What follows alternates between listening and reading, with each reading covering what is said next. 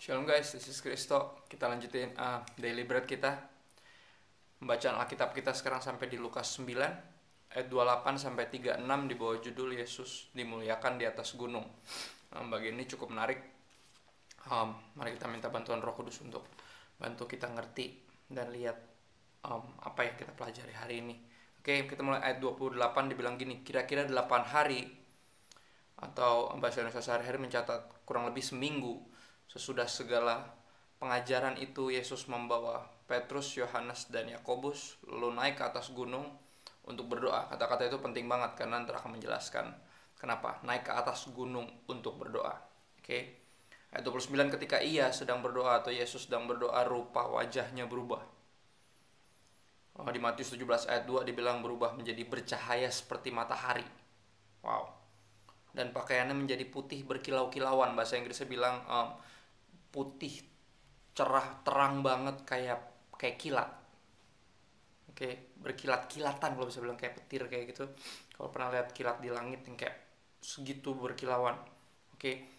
Kita pernah lihat di Perjanjian Lama ketika Sadrak, Mesak, dan Abednego gitu ya, Daniel 3 ayat 15. Mereka dibuang ke dalam dapur api.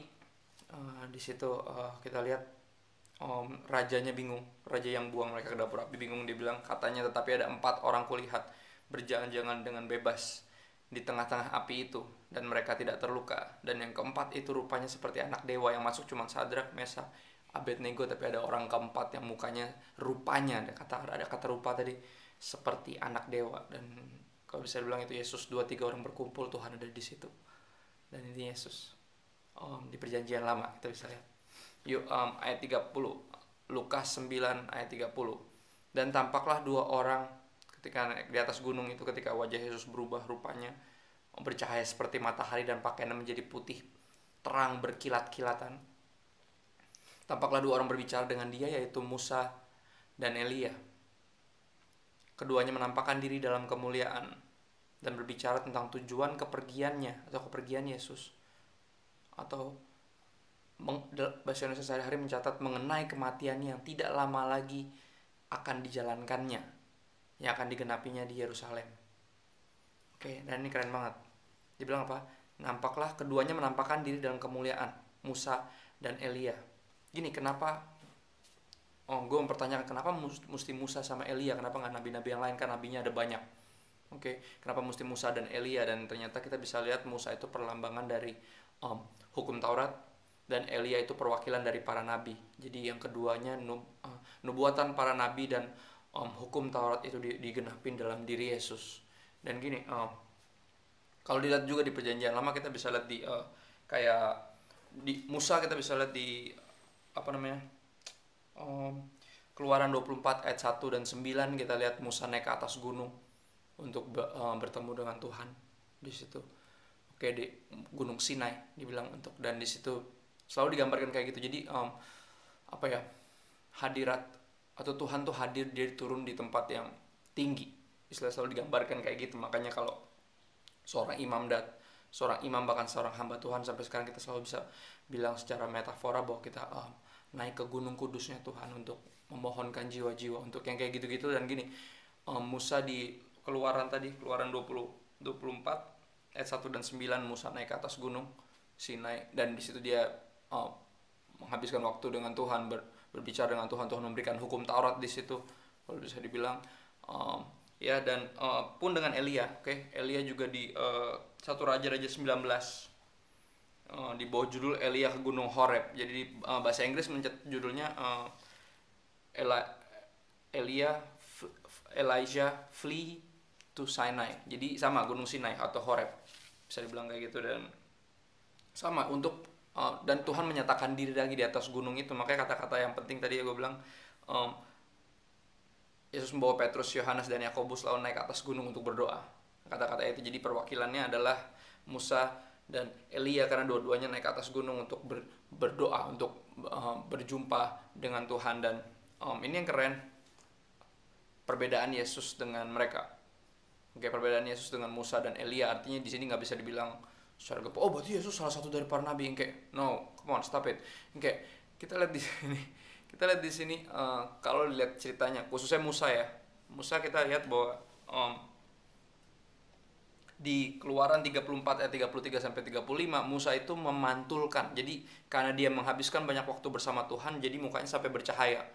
Itu hanya kayak memantulkan, mencerminkan. Tapi gini, kalau Yesus memancarkan, bedanya mencerminkan sama memancarkan. Yesus itu artinya apa? Kemuliaan dari dalam dirinya sendiri. Memancarkan.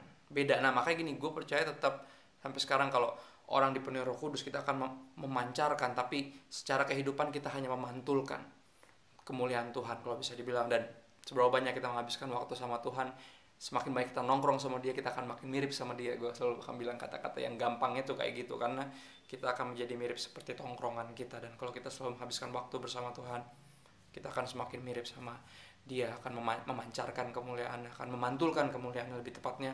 Dan jika kita dipenuhi Roh Kudus seperti Yesus dipenuhi Roh Kudus, kita akan memancarkan kemuliaan Tuhan. Ada dua. Dan ini yang membuat Yesus pastinya di atas mereka berdua, di atas Musa dan Elia yang mencerminkan hukum Taurat, yang mewakili hukum Taurat dan mewakili para nabi, dan dua-duanya digenapi dalam diri Yesus. Nubuatan para nabi dan hukum Taurat, dua-duanya dipenuhi dalam Yesus. Kita lanjut ke Lukas 9. Ya, di sini dibilang apa? Di ayat 31 dibilang kedua menampakkan diri dalam kemuliaan. Tadi Musa dan Elia berbicara tentang tujuan kepergian Yesus atau mengenai kematiannya. Jadi ada misinya Yesus. Ngebahas tentang itu. Karena itu apa? Kematian Yesus kalau bisa dibilang adalah penggenapan dari hukum Taurat, tuntutan hukum Taurat bahwa upah dosa adalah maut. Jadinya siapapun yang hidup dengan melakukan hukum ini akan hidup. Oke, tapi siapa yang hidup tidak melakukan hukum ini harus mati. Dan gini, Yesus dibilang di sini mau membicarakan kematiannya yang akan dijalankan jadi hukum Taurat, tuntutan hukum Taurat dan nubuatan para nabi digenapi dalam kematian Yesus, pengorbanan Yesus yang akan digenapi di Yerusalem. Oke, Lukas 9 ayat 32 bilang, sementara itu Petrus dan teman-temannya telah tertidur. Dan ketika mereka terbangun, mereka melihat Yesus dalam kemuliaannya. Lihat nih, naik ke atas gunung tampaknya kecapean dan mereka ketiduran. Tapi ketika mereka mulai melek, ketika mereka mulai bangun, ini yang mereka lihat. Dan ketika mereka bangun, mereka terbangun, mereka melihat Yesus dalam kemuliaannya. Artinya Yesus bukan memancarkan kemuliaan, bukan memantulkan kemuliaan Bapaknya, tapi memancarkan kemuliaan. Karena gini, dua nabi ini turun kalau bisa dibilang dari bersama Tuhan di atas, di sorga. Jadi mereka telah bersama Tuhan. Artinya memantulkan kemuliaan Tuhan, radiant, seperti Musa bercahaya wajahnya. Tapi Yesus sendiri memancarkan kemuliaan Tuhan, sedangkan Yesus sendiri ada di bumi. Artinya dia emang Tuhan yang menjadi manusia. Oke, sampai di mana? Sementara itu Petrus dan teman-temannya telah tertidur, dan ketika mereka terbangun mereka melihat Yesus dalam kemuliaannya dan kedua orang yang berdiri di dekatnya itu tadi Musa dan Elia. 33, dan ketika kedua orang itu hendak meninggalkan Yesus, ketika Musa dan Elia hendak meninggalkan Yesus, Petrus berkata kepada Yesus, "Guru, betapa bahagianya kami berada di tempat ini. Baiklah kami dirikan sekarang 3 kemah, satu untuk engkau, satu untuk Musa, dan satu untuk Elia." Ayat mencatat, tetapi Petrus tidak tahu apa yang dikatakannya itu. Atau Markus 9 ayat 6 bilang, ia berkata demikian sebab tidak tahu apa yang harus dikatakannya. Karena mereka sangat ketakutan. Dia udah bingung abis mau ngomong apa, karena ini pemandangan yang sangat-sangat gak biasa. Oke. Dan dia benar-benar bingung, dia ngomong, kayak gue bikinin 3 kemah gimana? Kayak kemah itu selalu lambang apa ya? Kesopanan, lambang hospitality, dan itu yang dia berusaha lakukan karena dia sakit takutnya, dia bingung ini mesti gimana. Dia udah gue bikinin kemah deh atau gimana. Dia benar-benar bingung mau ngomong apa. Ayat 34 bilang, sementara Petrus berkata demikian, datanglah awan menaungi mereka, dan ketika mereka masuk ke dalam awan itu, atau lebih tepatnya dan meliputi mereka, ketika awan itu meliputi mereka, bukan mereka masuk ke awannya justru yang meliputi mereka, surrounding them, takutlah mereka, dibilang kayak gitu. Dan gini, ini perjanjian lama banget istilahnya kalau bisa dibilang penggambarannya. Dan maka terdengarlah suara dari dalam awan itu yang berkata, inilah anakku yang kupilih, dengarkanlah dia. Ingat, ini dia yang terjadi dengan Musa di Keluaran 24 dan juga dengan Elia di 1 Raja-Raja 19. Itu yang terjadi ketika mereka naik ke atas gunung Sinai, ke atas gunung kudusnya Tuhan. Datanglah awan menaungi mereka dan Tuhan ngomong di dalam awan itu. Selalu kayak gitu. Dan apa? Ketika Tuhan, hadirat Tuhan itu sebenarnya sejujurnya bagi orang-orang yang merasa benar-benar, yang sadar benar-benar berdosa, hadirat Tuhan itu membawa rasa takut. Sejujurnya. Tapi ada rasa kedamaian juga karena Tuhan ngomong sama kita. Kalau dia cuma datang dan di situ kita akan takut. Kalau bisa kita akan mati ketakutan, tapi apa dia berbicara artinya apa? Dia mengasihi kita, makanya dia ngomong seperti seorang ayah yang ngomong sama anak-anaknya. Dia bilang kayak gini, terdengarlah suara dari dalam awan itu, artinya hadirat Tuhan turun di situ. Tuhan turun sendiri dan ngomong, inilah anakku yang kupilih, dengarkanlah dia. Tapi ada 3 orang di situ kan. Tapi lihat ayat 3 bilang ketika suara itu terdengar nampaklah Yesus tinggal seorang diri. Artinya apa? Musa dan Elia nggak ada di situ. Artinya apa? Siapa anaknya? Siapa? Who is the son of God? Jesus. Inilah anakku yang kupilih, dengarkanlah dia. Listen to him. Dengarkan Yesus. Ketika suara itu terdengar nampaklah Yesus tinggal seorang diri dan murid-muridnya itu merahasiakannya. Dan pada masa itu mereka tidak menceritakan kepada siapapun apa yang telah mereka lihat itu. Matius 17 ayat 6 sampai 13 kita akan baca. Teman-teman bisa buka ke sana. Matius 17 ayat 6 sampai 13. Ayat 6 bilang gini, mendengar itu tersungkurlah murid-muridnya dan mereka sangat ketakutan. Dengar suara itu, suara Tuhan, ini anakku yang kupilih, dengarkanlah dia. Dan gini, ini keren. Lalu Yesus datang kepada mereka dan menyentuh mereka sambil berkata, ini perjanjian lama banget lagi. Yesaya pun sama, ketika dia tersungkur di hadapan Tuhan, ya dia bilang apa? Mampus gue, dia bilang, aku seorang najis bibir, tinggal di tengah bangsa najis bibir, tapi mataku telah melihat sang raja, melihat Tuhan. Dan gini, tapi apa? Ketika Yesaya mulai tidak berdaya, tapi malaikat Tuhan datang dan menyentuh dia. Tapi di sini Tuhan sendiri, Yesus sendiri yang langsung menyentuh mereka. Keren banget. Lalu Yesus datang kepada mereka dan menyentuh mereka sambil berkata, berdirilah, jangan takut. Lihat, hadirat Tuhan akan bawa rasa takut. Tapi ketika Tuhan sendiri ngomong sama kita dan menyentuh kita dan bilang, jangan takut, come on, don't be afraid. Dia sendiri bilang kayak gitu, itu perasaan yang sangat gak ada perasaan yang lebih tenang daripada itu, lebih aman daripada itu. Jadi tidak mengandung rasa takut, tapi juga ada rasa aman karena Tuhan berbicara, Tuhan menyentuh kita.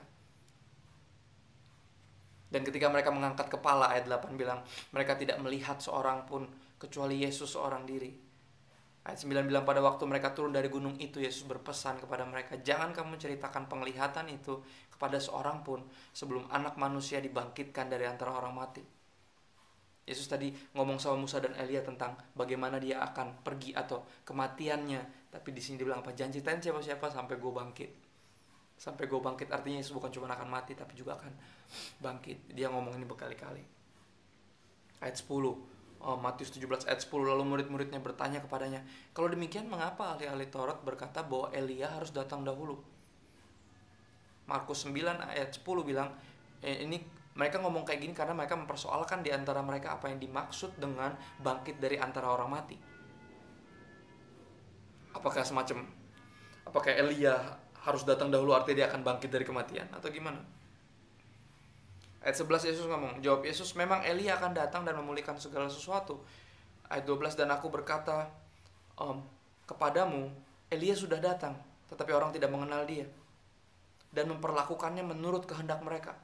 Demikian juga anak manusia akan menderita oleh mereka, oleh orang-orang tadi, oleh manusia. Oke. Bahasa Indonesia sehari-hari mencatat mereka memperlakukan dia atau Elia yang sudah datang itu semau mereka saja. Dan begitu juga mereka akan memperlakukan anak manusia semau-maunya sendiri.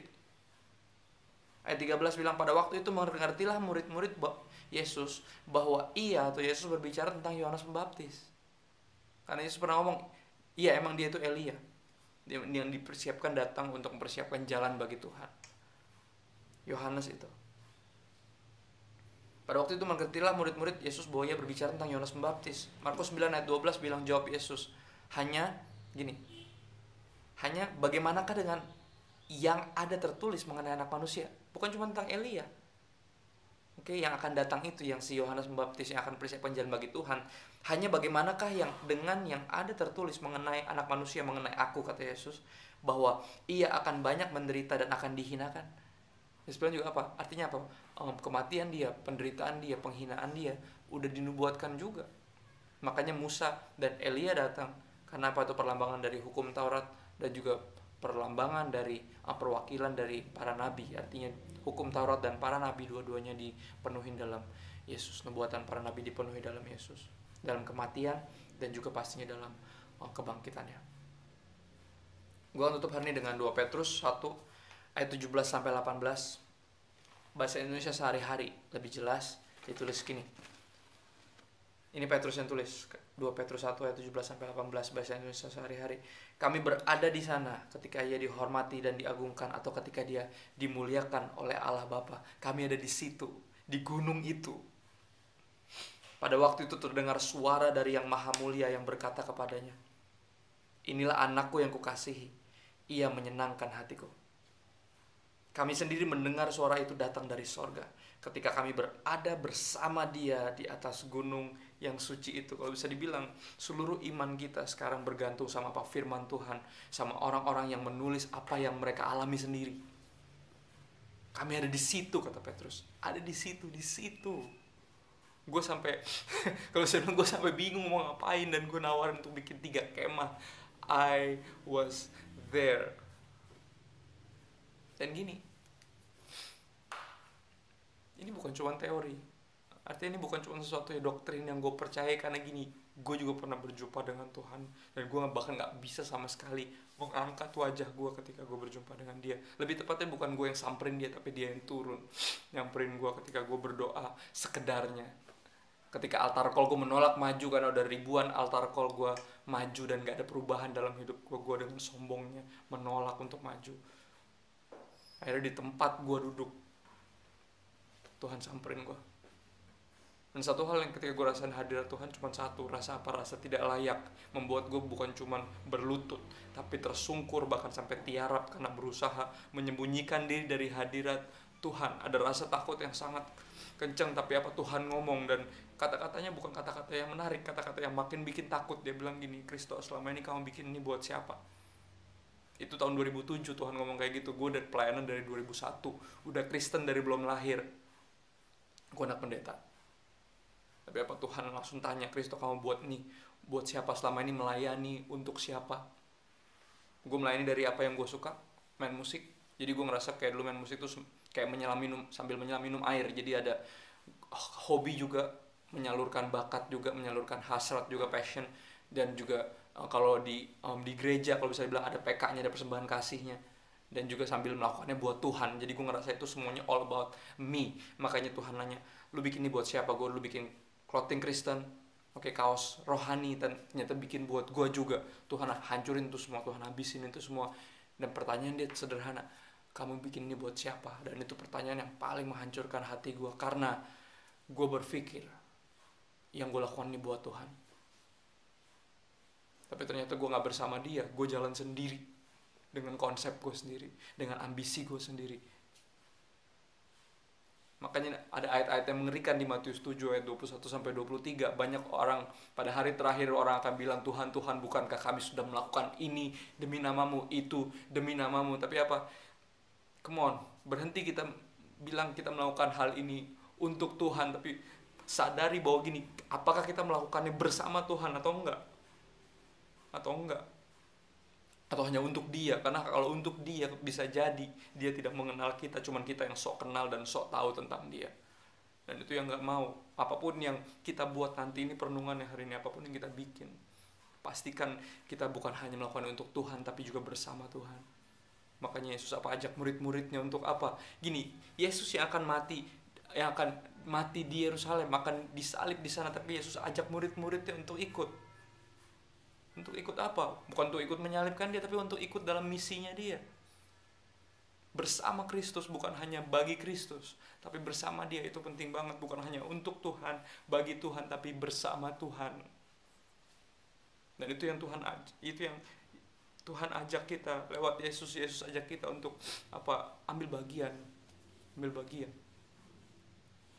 bagian dalam penyelamatan banyak jiwa di dunia ini. Itu dia yang bikin, itu yang membuat gue percaya banget kenapa Tuhan mesti samperin gue di bumi, karena gue tahu gue nggak akan naik, gue nggak akan layak naik ke Gunung Kudusnya, pasti enggak.